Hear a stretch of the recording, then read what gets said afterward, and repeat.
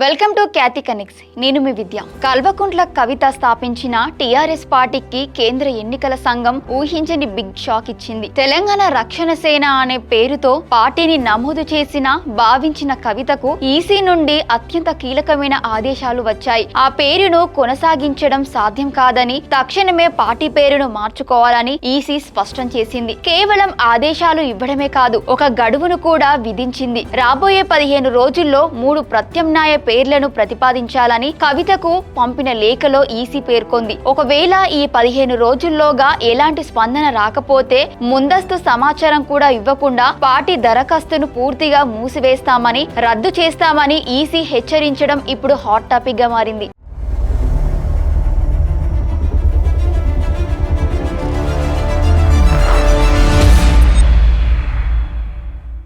అసలు కవిత పెట్టుకున్న టీఆర్ఎస్ పేరుపై ఇంతటి వివాదం ఎందుకు రేగింది? ఈసీ ఈ నిర్ణయం తీసుకోవడానికి గల కారణాలేంటి? కవిత ఈ పేరును ప్రకటించినప్పటి నుంచే దీనిపై రకరకాల అభ్యంతరాలు వ్యక్తమయ్యాయి. ఒకప్పుడు తెలంగాణను శాసించిన అసలైన టీఆర్ఎస్ పార్టీ ఆ తర్వాత బీఆర్ఎస్ గా మారిన సంగతి మనకు తెలిసిందే. అయితే టీఆర్ఎస్ అనే సెంటిమెంట్ బ్రాండ్ ను రీక్యాప్చర్ చేయాలని కవిత భావించారు. కానీ దీనిపై ప్రజల నుండి, అలాగే ప్రస్తుత బీఆర్ఎస్ పార్టీ శ్రేణుల నుండి తీవ్ర అభ్యంతరాలు వ్యక్తమయ్యాయి. విశ్వసనీయ వర్గాల సమాచారం ప్రకారం ఈ పేరుపై దాదాపు 600 నుండి 700కు పైగా ఫిర్యాదులు, అభ్యంతరాలు ఎన్నికల సంఘానికి అందాయి. ఇందులో మెజారిటీ ఫిర్యాదులు భారత రాష్ట్ర సమితి నుంచే వెళ్లడం గమనార్హం. అంతేకాదు, కేవలం తెలంగాణ నుంచే కాకుండా పొరుగు రాష్ట్రమైన మహారాష్ట్ర నుండి కూడా 3 ప్రత్యేక అభ్యంతరాలు ఈసీకి వచ్చాయి. ప్రజల్లో గందరగోళం సృష్టించేలా ఈ పేరు ఉందన్న వాదనతో ఏకీభవించిన ఈసీ ఈ పేరును కేటాయించలేమని తేల్చి చెప్పేసింది. కవిత టీఆర్ఎస్ అనే పేరును ఎంచుకోవడం వెనుక ఒక బలమైన వ్యూహం ఉంది. గత 10 ఏళ్ల పాటు తెలంగాణలో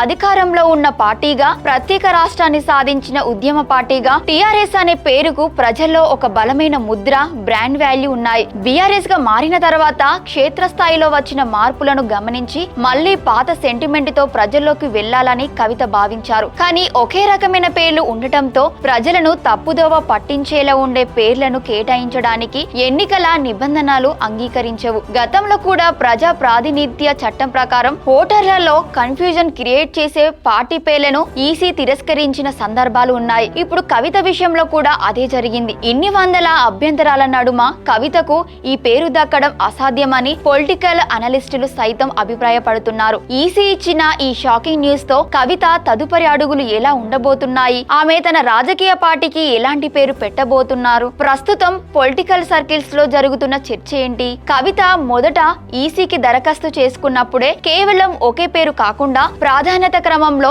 ఇతర పేర్లను కూడా పొందుపరిచారు. అందులో మొదటి ఆప్షన్ తెలంగాణ రక్షణ సేన కాగా ఇది ఇప్పుడు దాదాపు రిజెక్ట్ అయింది. ఇక ఆమె వద్ద ఉన్న రెండవ ముఖ్యమైన ఆప్షన్ టీపీజే, తెలంగాణ ప్రజా జాగృతి ఉంది. దీంతో పాటు తెలంగాణ జాగృతి పార్టీ అనే పేరును కూడా ఆమె పరిశీలించే అవకాశం కనిపిస్తోంది. ఎందుకంటే తెలంగాణ జాగృతి అనే స్వచ్ఛంద సంస్థ ద్వారానే కవిత తెలంగాణ సాంస్కృతిక ఉద్యమంలో కీలకంగా వ్యవహరించారు. కాబట్టి జాగృతి అనే పదం ప్రజలకు సులభంగా కనెక్ట్ అవుతుందని కవిత వర్గాలు భావిస్తున్నాయి. ఈసీ కోరినట్టుగా 15 రోజుల్లో పంపబోయే 3 ప్రత్యామ్నాయ పేర్లలో ఈ 2 పేర్లు ఖచ్చితంగా ఉండే అవకాశం ఉంది. ఏది ఏమైనా టీఆర్ఎస్ బ్రాండ్ తో గ్రాండ్ ఎంట్రీ ఇద్దామనుకున్న కవితకు ఈసీ లేక ఒక పెద్ద బ్రేక్ వేసిందనే చెప్పాలి. మరి ఈ 15 రోజుల డెడ్ లైన్ లోపు కవిత ఈసీకి ఏ పేర్లను ప్రతిపాదిస్తారు?